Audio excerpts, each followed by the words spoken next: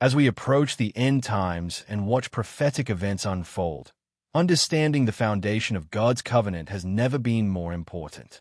Ignorance of the covenant will disqualify us from the very kingdom.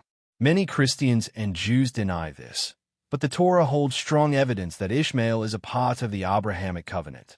Let's uncover it, step by step, with 7 powerful evidence from the Torah. First evidence: the circumstances of Ishmael's birth. It was as though God wanted Hagar to be brought in, to become the mother of Abraham's firstborn son. God was in complete control of Abraham's life. He closed the womb of women in the places Sarah traveled to protect her purity. He could have easily done the same to Hagar, but instead, the opposite happened. She conceived immediately. God ordained Ishmael to be the firstborn of Abraham. The firstborn is considered the strength of the father, the one who would lead the tribe after him. Sarah represents Eve, the covenant of priesthood. Her seed would bring forth the Messiah who would crush the serpent's head. But Hagar's role was different. She bore the firstborn of Abraham's strength. Hagar was simple and obedient, a perfect foundation of a religion that requires submission without questioning. Second evidence: the law of the firstborn. Deuteronomy 21 verse 17. He must acknowledge the son of the unloved wife as the firstborn by giving him a double share of all he has. That son is the first sign of his father's strength. The right of the firstborn belongs to him. The Torah makes it clear, whatever is the status of the wife, the firstborn inherits the double portion. By the law of inheritance, Ishmael, as Abraham's eldest son, was entitled to this double share. It meant authority, leadership, and responsibility to lead the tribe, fight wars, oversee affairs, and settle disputes. He was, in essence, like a king in his father's house. Third evidence: the meaning of the name Ishmael. Ishmael means God hears. That name alone carries the revelation. It means he prays without a mediator. All the patriarchs prayed directly to God.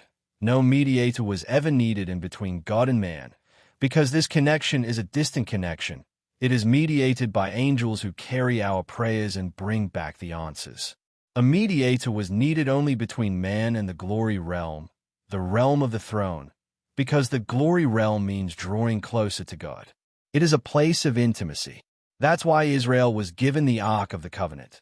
They specialized in this priestly function. The name Israel means one who struggles with God and overcomes, describing their priestly journey.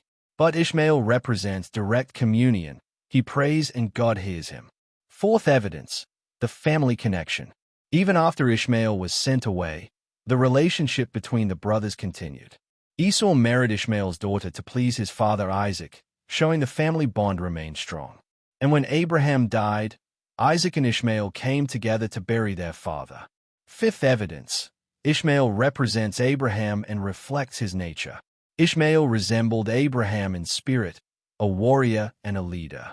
Remember, Abraham armed 318 trained men from his household, attacked a strong army, and rescued Lot.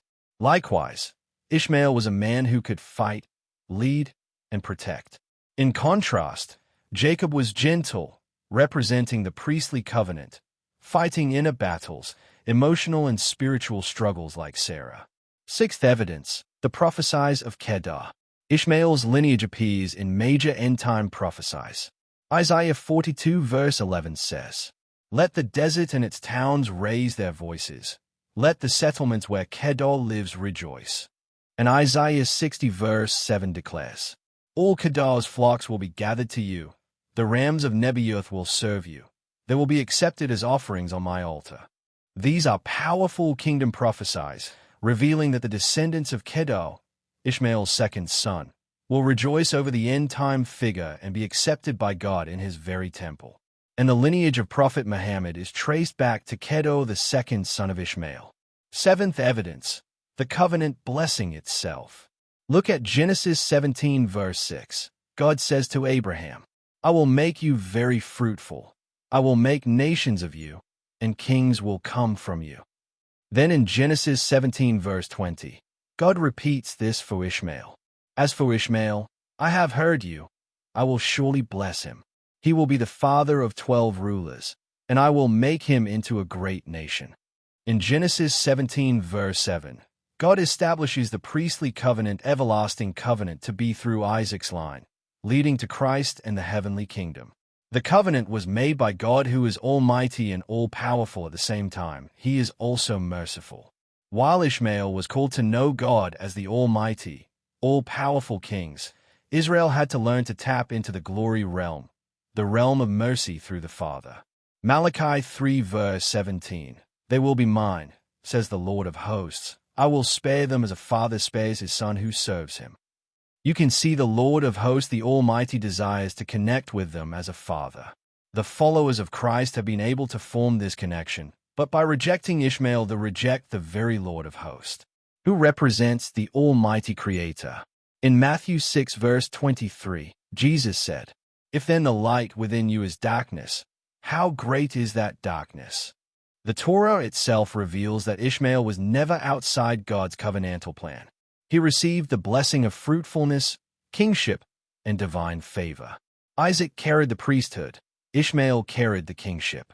Together, they form two sides of one covenant.